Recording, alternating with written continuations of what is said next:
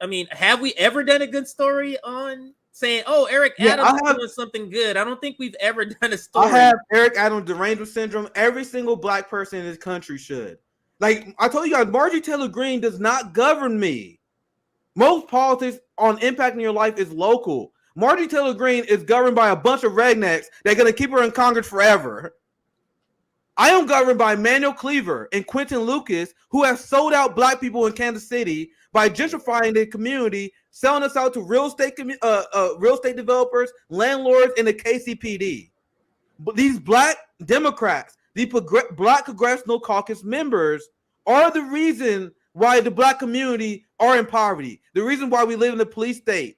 Yes, the Republicans helped them along. The Republicans do pass a lot of far right policies, but there are right wing black Democrats who get a pass because of identity politics.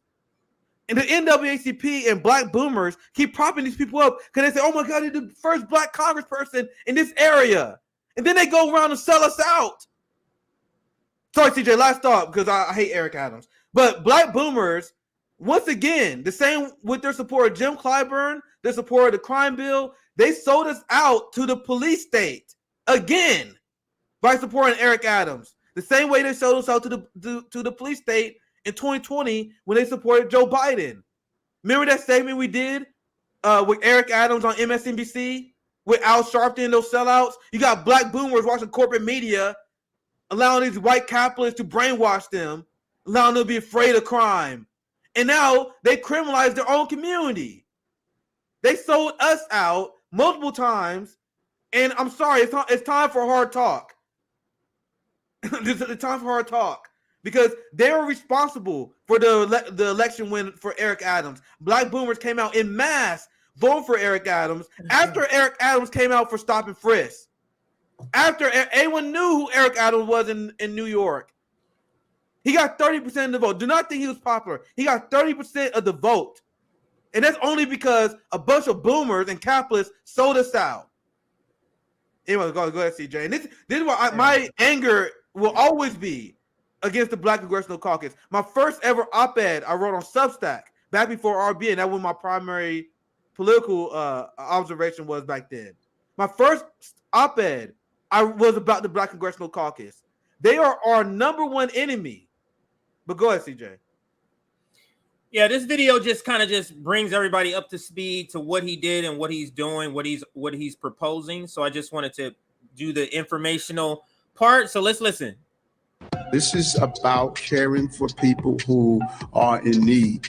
That we are going to say, we see you. New York City will hospitalize more people with severe mental health disorders, with or without their permission. This is governed by the state mental hygiene law, and there are provisions under that law that allow for the involuntary commitment of individuals to the extent that they're a threat to themselves or to others. Adams' administration attorneys believe a person does not have to be violent in order to be considered a threat, saying a person with an untreated mental health disorder can pose a threat to themselves if they cannot take care of their own basic needs. It appears that Mayor Adams and the administration is trying to do is making sure that these individuals get their psychiatric basic needs met before they end up unsheltered, without homes, or on the streets. Police officers and other first responders began training Tuesday morning on how to spot people on the streets and in the subways that should now be brought to hospitals for mental health treatment. The mayor says hospital stays will be focused on long-term care, a step in fixing a broken system of the past. Quick pause. They would bring them to the hospital. Quick pause. I want you guys to understand the amazing irony of New York implementing this program that the United States accused China of doing with Uyghur Muslims. You guys know that this is one of the prime accusations the West made against China. They said China was putting Uyghur Muslims to these camps, and that's literally what they're doing now. They're about to take poor and homeless people. That is what it's going to be, and they're going to say, "Oh, we're going to put them in mental health care facilities." This is literally as fascistic as it gets. This is why we say neoliberalism will always lead to this kind of fascism. But go ahead, CJ.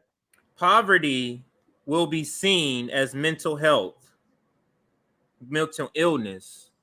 That's what poverty is going to be seen as, mental illness, because to a person who is not part of our class, not part of working class or poor, mental illness is you not being able to have direct TV. That's a mental illness to them. You get what I'm saying? I'm being overly hyperbolic, but what I'm getting at is that the mental illness is going to be somehow derived from poverty, from somehow being on the street. A mental illness will be derived from that. From these people, literally, these cops who getting now more training to deal with mental issues when they don't have enough training to do the stuff they already supposed to be doing. Just ridiculous. Go ahead. And it's been well established. I actually need to do a segment on this because I'm in community with 10 demands and a lot of abolitionists. By the way, on Monday, I forgot about on announcements. We're gonna have a fire criminal justice panel. Like Awkward and Zoya join me, and they bringing on like two really well-read abolitionists. So we're gonna do like another panel like we did. And I read a lot of these work from Awkward and a lot of people in the 10 demand community. They explain how the NYPD essentially use psych wards, and other mental health institutions as another way of incarceration. And I need to do I literally have to do a whole stream to break that down. Like there's I remember Alex, what's the guy, Alex, the other guy who writes about criminal justice. I remember he wrote about it before. It's been written about a lot in criminal justice circles and how they weaponize mental health institutions against the poor working class. Anyway, I may dedicate a statement on this later, but that is definitely what Eric Adams is going to do, and that is why they say we're going to put the homeless people into these that what they are going to be camps. There's not going to be an humane action here. But go ahead, CJ. Let's continue with the video. Yes, it's almost done. There is a component to this where people may not know, but the hospital will they have to keep you there according to this proposal. I think let's see if it mentions it in here. I know it mentions it in that's a policy in a lot of them, by the way, but go ahead. For one day, put them back into the streets. The New York Civil Liberties Union questioned whether the city's new policy violates the legal rights of New Yorkers.